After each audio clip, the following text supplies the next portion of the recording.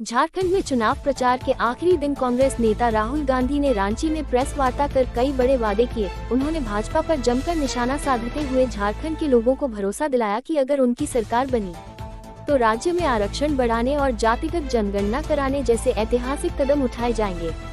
राहुल गांधी ने कहा, झारखंड में सरकार बनते ही जातिगत जनगणना कराई जाएगी। उन्होंने आश्वासन दिया कि अनुसूचित जनजाति (ST) का आरक्षण 26-28%, अनुसूचित जाति (SC) का आरक्षण 10-12% और अन्य पिछड़ा वर्ग (OBC) का आरक्षण 14-27% तक बढ़ाया जाएगा। उन्होंने प्रधानमंत्री नरेंद्र मोदी पर निशाना साधते हुए कहा, प्रधानमंत्री झूठ बोलते हैं कि कांग्रेस आरक्षण खत्म करना चाहती है। जब लोकसभा में हमने उनसे आरक्षण बढ़ाने की मांग की तो उन्होंने कोई जवाब नहीं दिया। राहुल गांधी ने जोर दिया कि आरक्षण को 50% की सीमा से आगे बढ़ाने का काम उनकी सरकार करेगी, क्योंकि जातिगत जनगणना से ही आबादी के अनुपात में आरक्षण तय हो सकेगा। राहुल गांधी ने झारखंड की बेटियों के लिए बड़ी घोषणा करते हुए कहा कि सरकार बनते ही हर बेटी को हर महीने 2500 रुपये की आर्थिक सहायता दी जाएगी।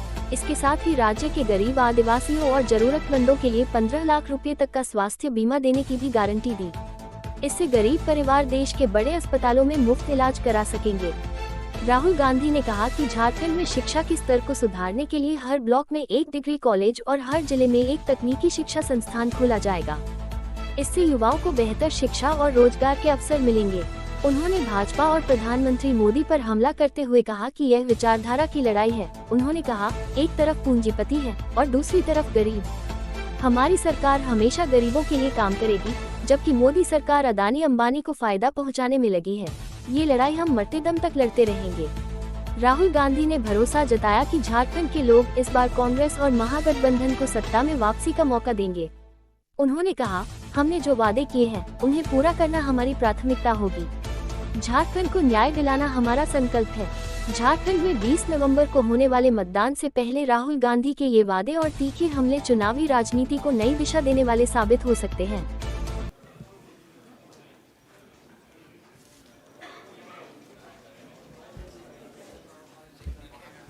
नमस्कार, कैसे हैं आप? ठीक हैं?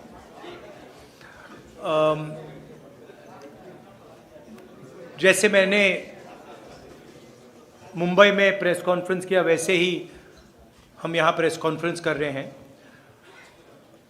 विचारधारा की लड़ाई है।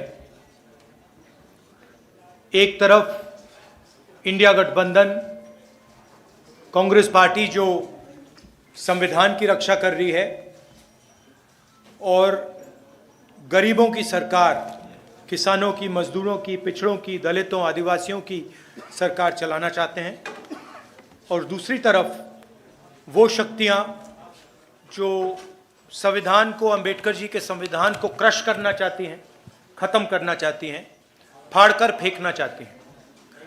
और ये उनके सीनियर नेताओं ने कहा है। ये सिर्फ मैं नहीं कह रहा हूँ, बीजेपी के सीनियर नेताओं ने, आरएसएस के सीनियर नेताओं ने कहा है कि वो कॉन्स्टिट्यूशन को रद्द करना चाहते हैं, बदलना चाहते हैं। 2-3 चीजें हमारे लिए क्रिटिकल हैं। लोकसभा में मैंने कहा कि कांग्रेस पार्टी और इंडिया गठबंधन जाति जनगणना करवाएगी। हम ये पता लगाना चाहते हैं कि इस देश में पिछड़े वर्ग के कितने लोग हैं, दलित कितने हैं, आदिवासी कितने हैं और उनकी भागीदारी कितनी है, कौन सी संस्थाओं में उनका पार्टिसिपेशन है, कॉरपोरेट इंडिया में क्या पार्टिसिपेशन है, जुडिशरी में क्या पार्टिसिपेशन है। तो मैंने स्वयं लोकसभा में कहा कि जाति जनगणना को हम करेंगे। और वहीं मैंने कहा कि जो 50% का आर्टिफिशियल बैरियर लगा रखा है, जहां 50% पर रिजर्वेशन को रोक रखा है, इस बैरियर को, इस दीवार को कांग्रेस पार्टी और इंडिया गठबंधन तोड़ के परे कर देगी। प्रधानमंत्री झूठ बोलते हैं और कहते हैं कि मैं रिजर्वेशन के खिलाफ हूं। मैं रिजर्वेशन के खिलाफ नहीं हूं। मैं रिजर्वेशन को 50% से ज़्यादा बढ़ाना चाहता हूं। और मैंने लोकसभा में प्रधानमंत्री को कहा कि आप बढ़ाइए। मैंने प्रधानमंत्री जी को कहा कि आप जाति जनगणना कीजिए, हम आपको पूरा सपोर्ट देंगे। और प्रधानमंत्री ने मेरा जवाब तक नहीं दिया। तो ये रियलिटी है। झारखंड में हमारी स्ट्रैटेजी है, फाउंडेशन उसका, यहाँ भी हम जाति जनगणना करेंगे और यहाँ भी हम रिजर्वेशन को बढ़ाएंगे, इंक्रीज करेंगे। एसटी के रिजर्वेशन को 26% से 28%, एससी रिजर्वेशन 10% से 12%, ओबीसी रिजर्वेशन 14% से 27%। हम ये कोशिश कर रहे हैं, बीजेपी के लोग इसको रोकते हैं, इसको रोक रहे हैं, इसको आगे नहीं जाने दे रहे हैं। हमारा जो मेन प्रोग्राम है, और मैं हर भाषण में कह रहा हूं कि नरेंद्र मोदी जी देश का धन, जमीन, जल, जंगल 3-4 बड़े अरबपतियों को देते हैं। अदानी जी को धारा भी देने की कोशिश कर रहे हैं, 1 लाख करोड़ रुपए की जमीन है। झारखंड में अरबपतियों को माइंस, जमीन, जल, जंगल देते हैं। हम गरीबों की सरकार चलाना चाहते हैं, हम अरबपतियों की सरकार नहीं चलाएंगे। फाउंडेशन हमारा हर महिला को बैंक अकाउंट में हर महीने 2,500 रुपए झारखंड की अगली सरकार देगी। ये हमारा फाउंडेशन है। झारखंड की हर महिला से कहना चाहता हूं, हर गरीब महिला से कहना चाहता हूं, जैसे ही हमारी सरकार आएगी, आपको बैंक अकाउंट में हर महीने 2,500 रुपए मिलेगा। फूड सिक्योरिटी बहुत बड़ा मुद्दा है। 7 किलो हर महीने हर व्यक्ति को हमारी सरकार देगी। और गैस सिलेंडर के जो दाम नरेंद्र मोदी की सरकार ने बढ़ा रखे हैं, उसको हम 450 रुपए का कर देंगे। स्वास्थ्य योजना, राजस्थान में हमने एक ऐतिहासिक स्वास्थ्य योजना लागू की थी। 25 लाख रुपए तक का वहां पे हेल्थ इंश्योरेंस था और बहुत सारे लोगों को फायदा हुआ। ऑपरेशन करवाना हो, हार्ट, पेट का, किडनी का, हार्ट का वाल्व बदलना हो, स्टेंट लगवानी हो, गरीब से गरीब व्यक्ति इस योजना का फायदा उठा सकता था। वही एक्सपीरियंस हम झारखंड के लोगों को देना चाहते हैं और इसलिए हम झारखंड के लोगों के लिए स्वास्थ्य बीमा योजना, 15 लाख रुपए तक का हेल्थ केयर कवर। आप प्राइवेट अस्पताल में कोई भी सर्जरी करवा पाएंगे, चाहे वो दिल की हो, किडनी की हो, लिवर की हो, जॉइंट रिप्लेसमेंट हो। 15 लाख रुपए तक का जो बिल है, झारखंड की सरकार आपके लिए उसका पेमेंट दे देगी। किसानों के लिए धान की एमएसपी आज 2,400 रुपए प्रति क्विंटल है। आने वाले समय में जब हमारी सरकार बनेगी, 3,200 रुपए प्रति क्विंटल हमारी सरकार झारखंड के किसानों को धान के लिए देगी। और जो हमारे युवा हैं, जिनको नरेंद्र मोदी जी ने बेरोजगार किया है, नोटबंदी करके, गलत जीएसटी लागू करके, उनको हम कहना चाहते हैं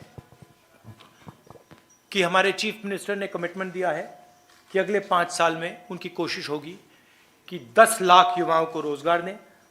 हम इसको अपना पूरा समर्थन देंगे और हमारी भी कोशिश होगी कि 10 लाख युवाओं को झारखंड में रोजगार मिले। 500 एकड़ के इंडस्ट्रियल पार्क हर डिस्ट्रिक्ट में हम बनाएंगे और डिग्री कॉलेज हर ब्लॉक में और प्रोफेशनल कॉलेजेस हर डिस्ट्रिक्ट में। ये हमारा प्रोग्राम है। इसकी पूरी फाइनेंशियल प्लानिंग हमने की है और जो यहाँ हम कह रहे हैं, ये हमारा कमिटमेंट है, हम ये झारखंड की जनता को देंगे। मेन चीज़ मैं झारखंड के लोगों को कहना चाहता हूँ, ये लड़ाई विचारधारा की लड़ाई है, संविधान को बचाने की लड़ाई है, रिजर्वेशन को बढ़ाने की लड़ाई है, किसानों की, मजदूरों की रक्षा की लड़ाई है, बेरोजगार युवाओं की रक्षा की लड़ाई है।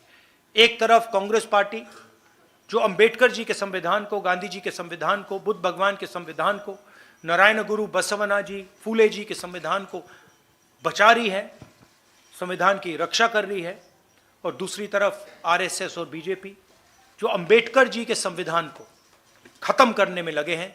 और मैं यहाँ मीडिया के सामने कहना चाहता हूँ कि कांग्रेस पार्टी का हर कार्यकर्ता, हर नेता ये कभी नहीं होने देगा। संविधान को हम कभी नहीं खत्म होने देंगे। धन्यवाद।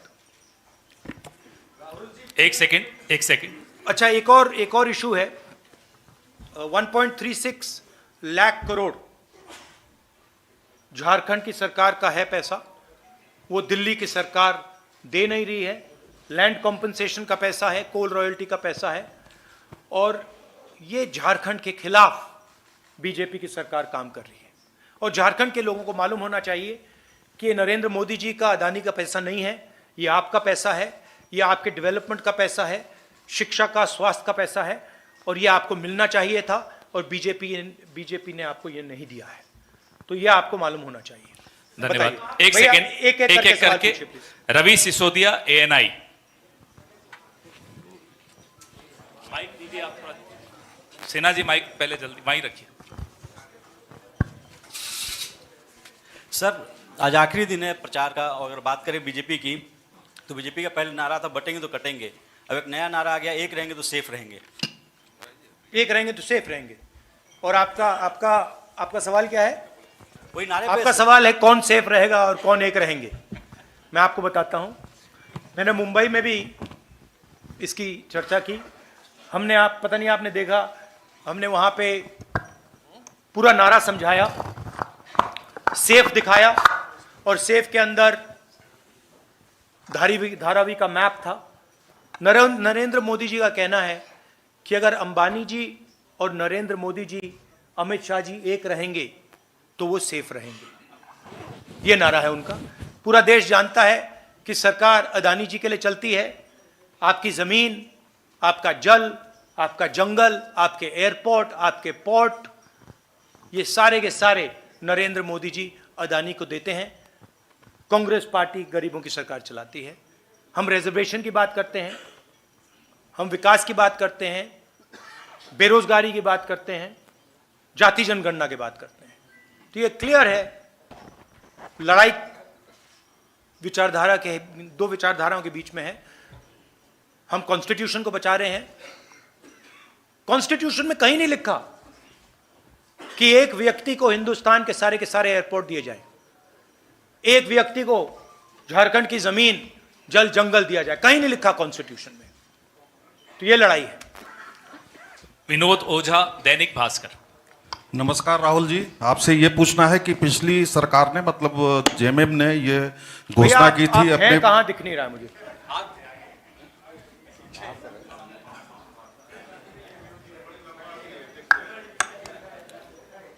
ये सबसे लंबे। ये झारखंड सरकार ने, मतलब हेमंत सोरेन जी ने पिछली बार वादा किया था कि हम 5 लाख युवाओं को नौकरी हर साल देंगे। लेकिन इस मामले में और मामले में उन्होंने काफी काम किया है, इसमें दो मत नहीं है, लेकिन इस मामले में वो बिल्कुल ही पीछे रह गए, जबकि 5 साल का ये नहीं कहूंगा कि बिल्कुल पीछे रह गए हैं, काम हुआ है, मगर अगले 5 साल में एक्सेलरेटेड तरीके से काम होगा। हमारी सरकार, सब लोग जानते हैं कि जो बीजेपी की सोच है वो आदिवासियों के खिलाफ सोच है। झारखंड के चीफ मिनिस्टर को बीजेपी ने अरेस्ट किया है। झारखंड के चीफ मिनिस्टर को डराने की कोशिश की है, धमकाने की कोशिश की है, फॉल्स एलिगेशंस लगाए गए हैं, और झारखंड के चीफ मिनिस्टर पीछे नहीं हटे हैं। और उनसे ये इसीलिए किया जा रहा है क्योंकि वो आदिवासी है।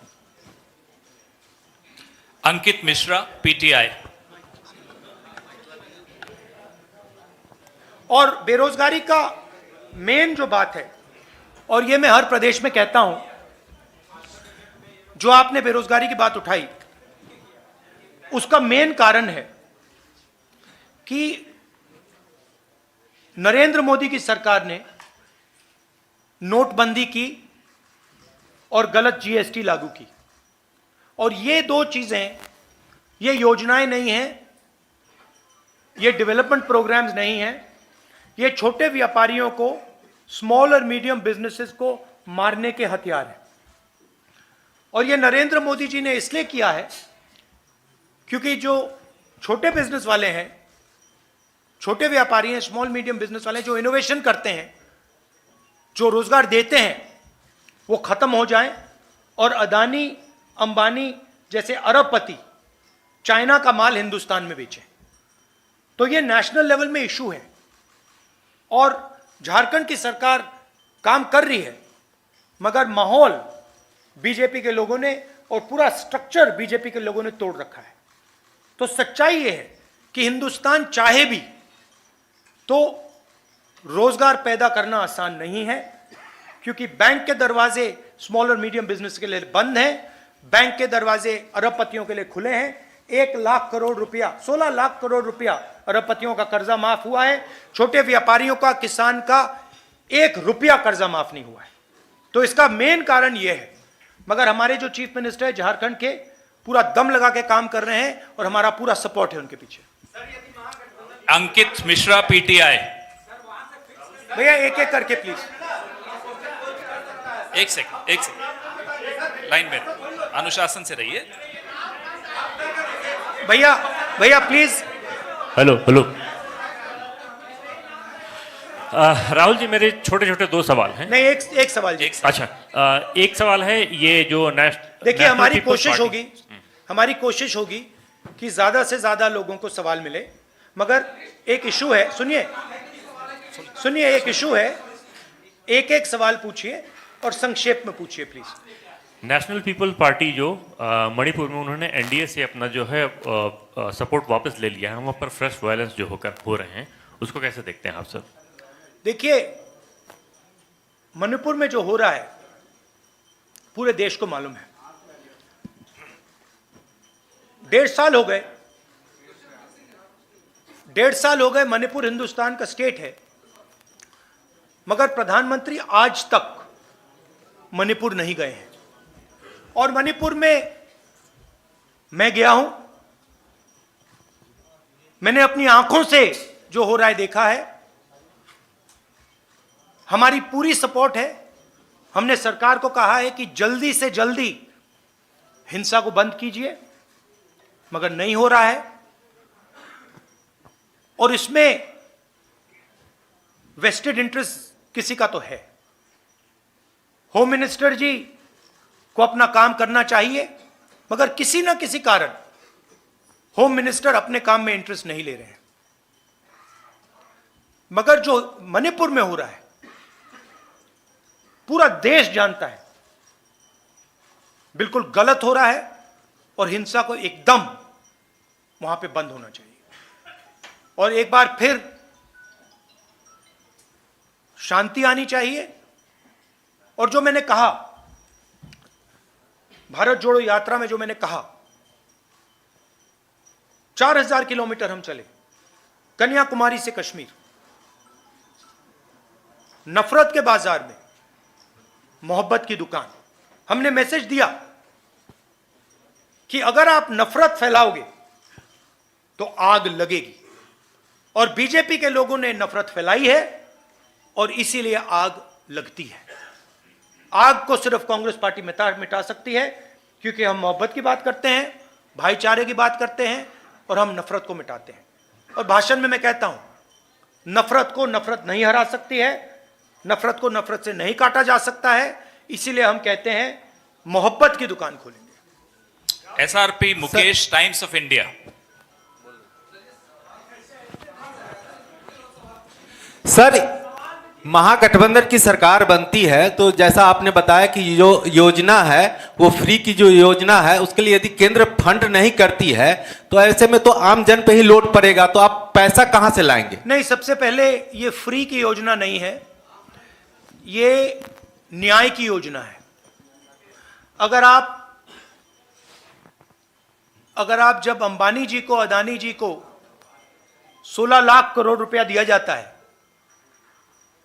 तो मीडिया में कोई नहीं कहता कि ये फ्री की योजना है, तब आप कहते हो विकास की योजना है, विकास हो रहा है, देखो देखो अदानी जी का 16 लाख करोड़ रुपया माफ हो गया, देखो कैसा विकास हो रहा है। आप कहते हो, आप लोग कहते हो, मैं नहीं कहता हूं। और जब महिलाओं को हम लाखों रुपए नहीं, 2,500 रुपए, 3,000 रुपए देते हैं, तो आप कहते हो फ्री की योजना है। क्यों? या तो आप कहिए कि वो भी फ्री का है, या फिर आप कहिए ये भी विकास की योजना है। पहली बात यह है। दूसरी बात, झारखंड के पास भी पैसा है। यह नहीं है कि झारखंड के पास बजट नहीं है, उस बजट से हम अपनी योजनाएं चलाएंगे। मगर हमने सरकार से विनती की है कि जो झारखंड का पैसा आपके पास पड़ा हुआ है, वो पिछड़ों का पैसा है, दलितों का है, आदिवासियों का है, किसानों का है, मजदूरों का है, वो वापस दीजिए। वो आपका नहीं है तो वापस दीजिए, और उस पैसे का भी हम प्रयोग करेंगे। हम दबाव डालेंगे, मैं पार्लियामेंट में बोलूंगा कि झारखंड का पैसा भेजिए, और उसका भी प्रयोग होगा। मगर ये जो आप कहते हैं फ्री की योजना, ये गलत शब्द है, और मैं इसको सच बोलूं तो थोड़ा डिसरिस्पेक्टफुल है, क्योंकि आप अदानी को फ्री नहीं बोलते हो, और जब हम किसानों का कर्जा माफ करते हैं तो कहते हैं फ्री। हम मजदूरों को की मदद करते हैं, मनरेगा करते हैं, का पैसा देते, कहते हो फ्री। फ्री नहीं है। I am Mukesh from Times of India. You talk about caste census, but in 2011 there was a survey about this, and even BJP says that Congress doesn't have any blueprint. Do you have any blueprint if you do a caste census? How will? What? What's your question? आप caste census की बात कर रहे हैं, BJP कहती है कि कांग्रेस के पास कोई ब्लूप्रिंट नहीं है, अगर कास्ट सेंसस हो भी जाए कि कैसे रिजर्वेशंस को उसको बढ़ाएगा। Do you have any blueprint for that? So first of all, UPA and Congress came out with the idea of a caste census, and I consider it a mistake that we did not implement it then. I consider it a mistake. We have a government in Telangana and we have a government in Karnataka. We are doing a detailed exercise, a public exercise, where we are having a conversation with different stakeholders in Telangana, and we are preparing the questions of the caste census through a public discussion. We have a very clear vision for the caste census, and I guarantee you that when we implement the caste census, which we will do, as I have committed in the Lok Sabha, and we will do in Jharkhand, it will be a huge step in the transformation and the development of this country. What is the blueprint and what is the idea?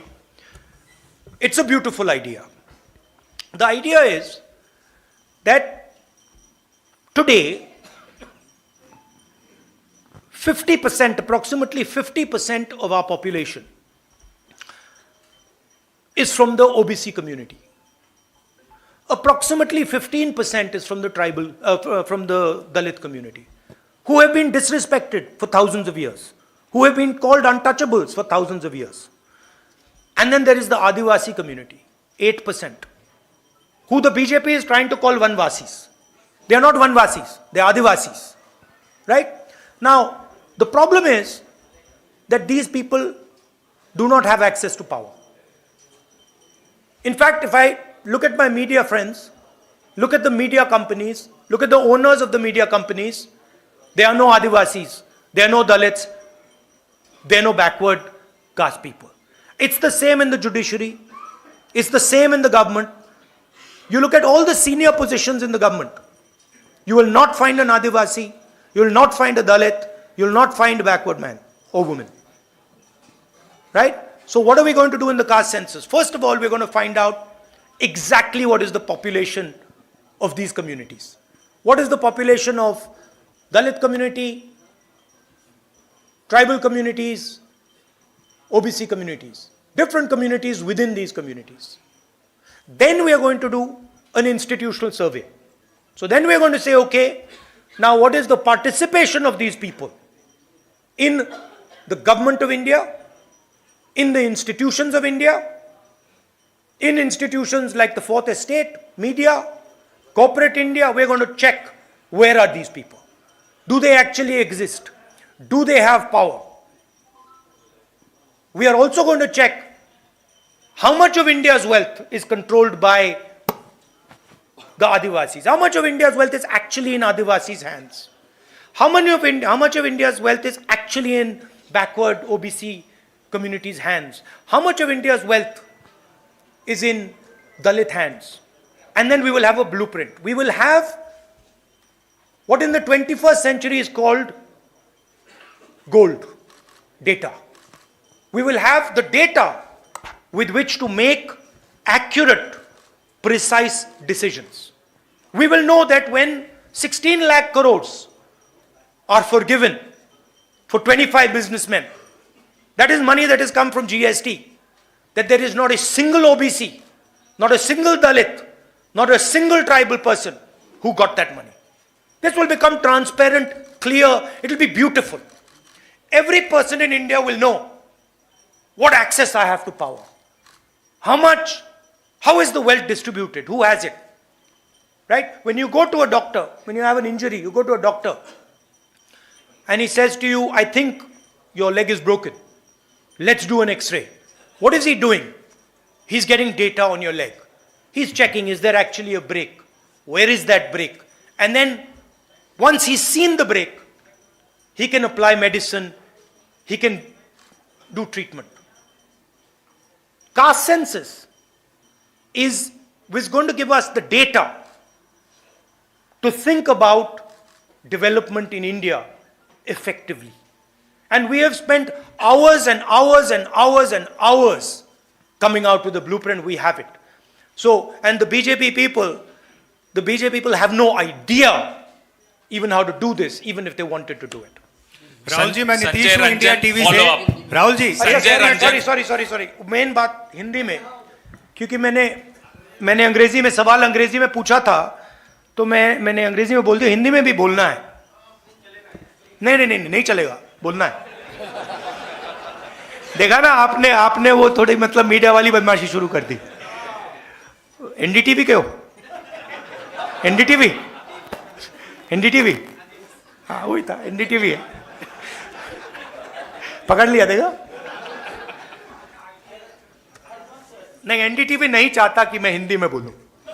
जाति जनगणना की बात अंग्रेजी में बोलिए। नहीं, देखिए, इन्होंने हमसे पूछा कि जाति जनगणना का ब्लूप्रिंट क्या है, तो मैं बताना चाहता हूं। देखिए,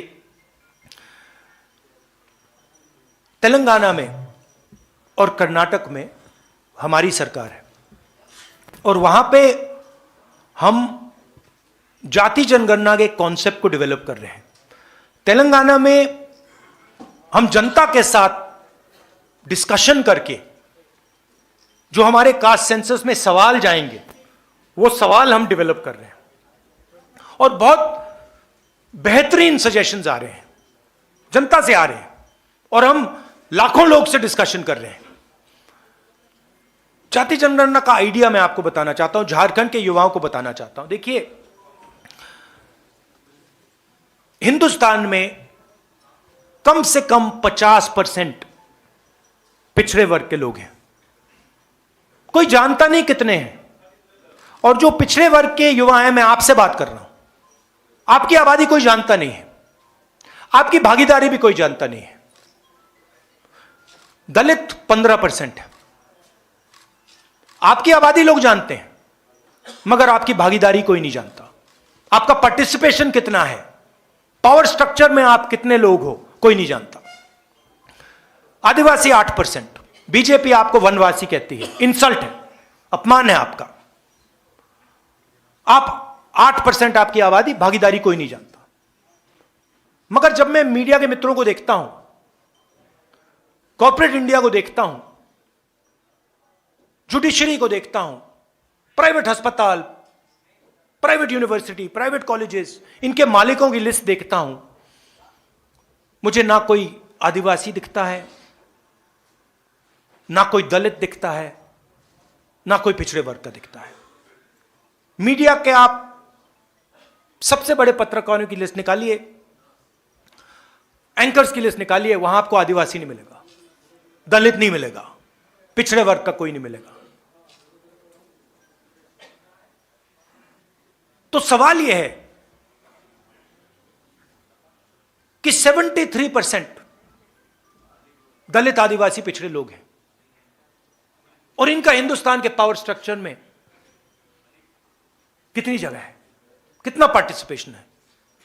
इस सवाल का हम जवाब निकालना चाहते हैं।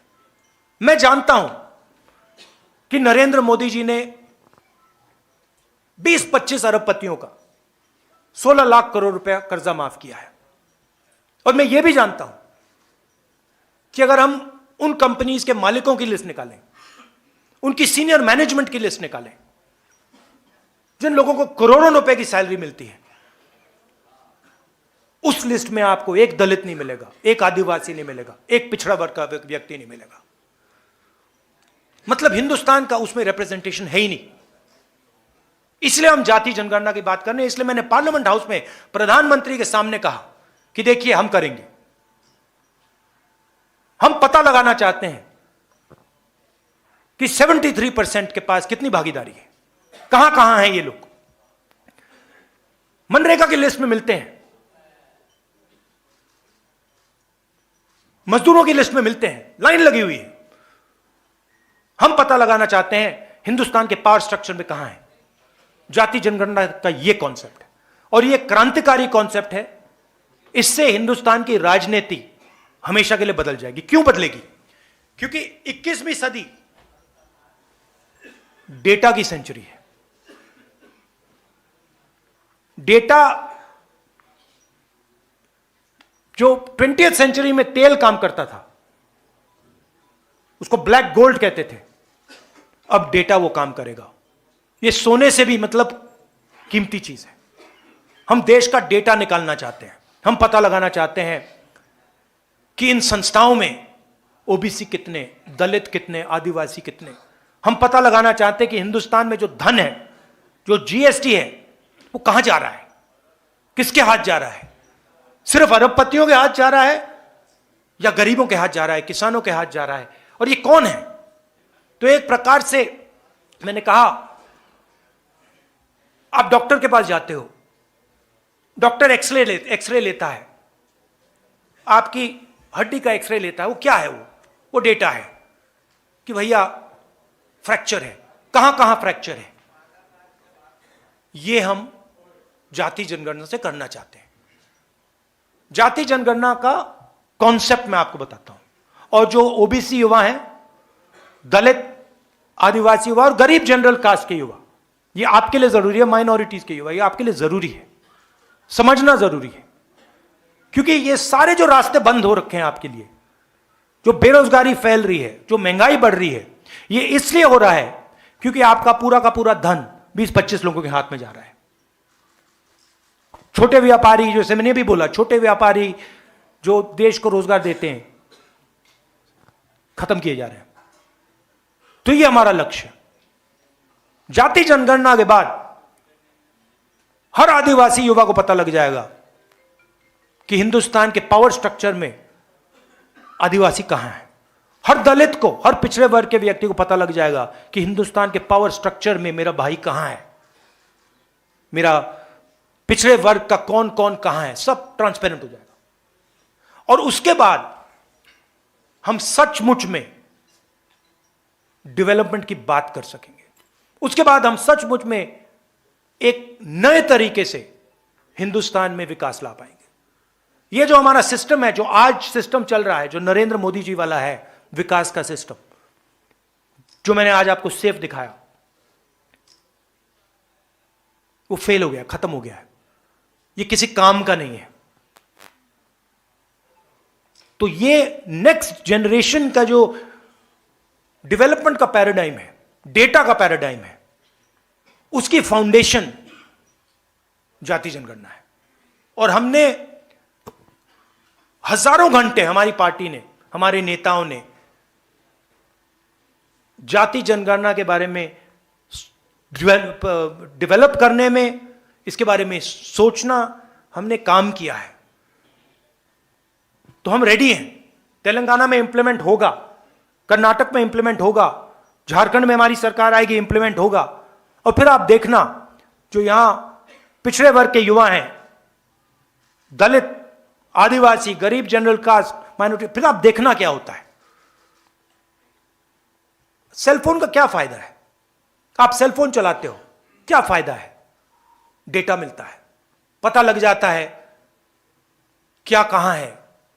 वही हम जाति जनगणना के साथ करना चाहते हैं।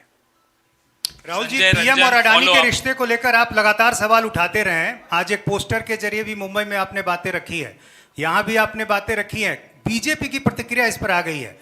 बीजेपी ने कहा है कि अभी हाल ही में तेलंगाना में रेवंता रेड्डी की सरकार ने करोड़ों रुपए के निवेश करवाए अडानी से। इससे पहले तमाम दूसरे कांग्रेस शासित जो राज्य हैं वहां भी निवेश होते रहे। 1993 में चिमन भाई पटेल की सरकार के समय 10 रुपए स्क्वायर मीटर की दर से मुंद्रा पोर्ट के लिए जमीन दी गई। हाँ। तो जब खुद देखिए- आपके मुख्यमंत्री आपके शासित राज्यों में अडानी से आप सहयोग ले रहे हैं, तो फिर ये सवाल आप बार बार क्यों उठाते हैं? मैं बताता ये हूं, बीजेपी मैं पूछ बताता रही हूं, है। मैं बताता हूं। ये आपका अच्छा सवाल है। देखिए, एक चीज होती है ड्यू प्रोसेस, ठीक है? ड्यू प्रोसेस को फॉलो करना और ड्यू प्रोसेस को तोड़ना दो अलग चीजें हैं। मुंबई एयरपोर्ट जिसका था, उस पर सीबीआई की इंक्वायरी होती है, ईडी का प्रेशर लगता है, इनकम टैक्स डिपार्टमेंट आता है, उसको डराकर धमकाकर उससे एयरपोर्ट छीनकर अदानी को दिया जाता है। हिंदुस्तान के जो बाकी एयरपोर्ट्स हैं, दूसरे बिजनेसेस को कहा जाता है कि तुम टेंडर नहीं करोगे, उनको परे कर दिया जाता है। ये लोग आते हैं हमारे पास, हमें बताते हैं, एयरपोर्ट्स दे दिए, पोर्ट्स दे दिए, धारावी 1 लाख करोड़ रुपए की जमीन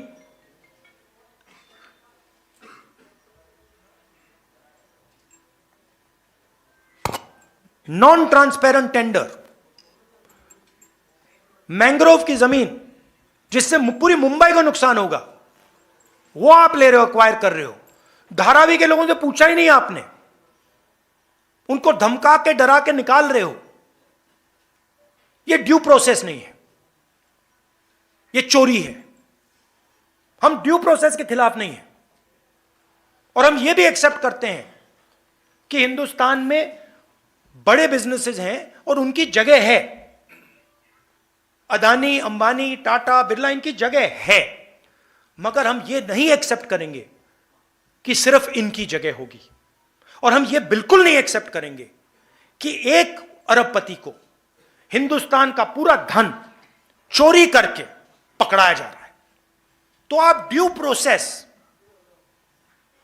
ठीक है, जो ड्यू प्रोसेस है उसके हम खिलाफ नहीं है, मगर फेक प्रोसेस, धमकी, सीबीआई, ईडी, सरकार के एमएलए को, अदानी जी कहते हैं, वो महाराष्ट्र में कहा जाता है कि राजनीतिक मीटिंग में जहां निर्णय लिया जा रहा था, महाराष्ट्र को गिराने का निर्णय लिया जा रहा था, उस मीटिंग में अमित शाह बैठे थे, उस मीटिंग में अदानी बैठा था। क्यों? अदानी जी महाराष्ट्र की सरकार को डिस्टर्ब क्यों कर रहे हैं? इसके खिलाफ है। लोगों ने एमएलए चुने हैं, आप करोड़ों रुपए देकर डेमोक्रेटिक प्रोसेस को तोड़ रहे हो। बीजेपी कर रही है, नरेंद्र मोदी कर रहा है, अमित शाह कर रहे हैं। एक है तो सेफ है का यही मतलब है, इसके खिलाफ है। अब अगर ड्यू प्रोसेस में अंबानी जी आए, अदानी जी आए, तो हम उसके खिलाफ नहीं, हम खिलाफ हो ही नहीं सकते, क्योंकि वो हिंदुस्तान का कानून है। मगर जब आप ड्यू प्रोसेस को तोड़ रहे हो, एक व्यक्ति को airport, port, storage, highway, defence industry सारा पकड़ा रहे हो, एक के बाद एक, एक के बाद एक, एक के बाद एक, इसके हम खिलाफ हैं, क्योंकि ये एंटी नेशनल काम है। धन्यवाद साथियों। राहुल जी, जवाब राहुल जी, अच्छा एक लगा? सवाल ये है, जवाब अभी राहुल जी, अभी एक सेकंड, अभी राहुल जी को अब आगे भी जाना है। राहुल जी, तो सिर्फ आप एक सवाल है। प्रेस वार्ता को यहीं समाप्त झारखंड करना का है। जो युवा आपका मतदाता बहुत-बहुत है, धन्यवाद मैं संजय कि आप रंजन यहाँ बोल रहा हूँ आए। सर, आपने नाम पुकारा है, मेरा सवाल आपकी है। बारी उन्होंने ले ली तो अब क्या अब सर मेरी गलती Thank नहीं है you. इसमें। Rahul ji, thank you very much. Rahul ji, एक सवाल जो युवा मतदाता है, ये झारखंड के युवाओं के लिए ये हमारी गारंटीज हैं।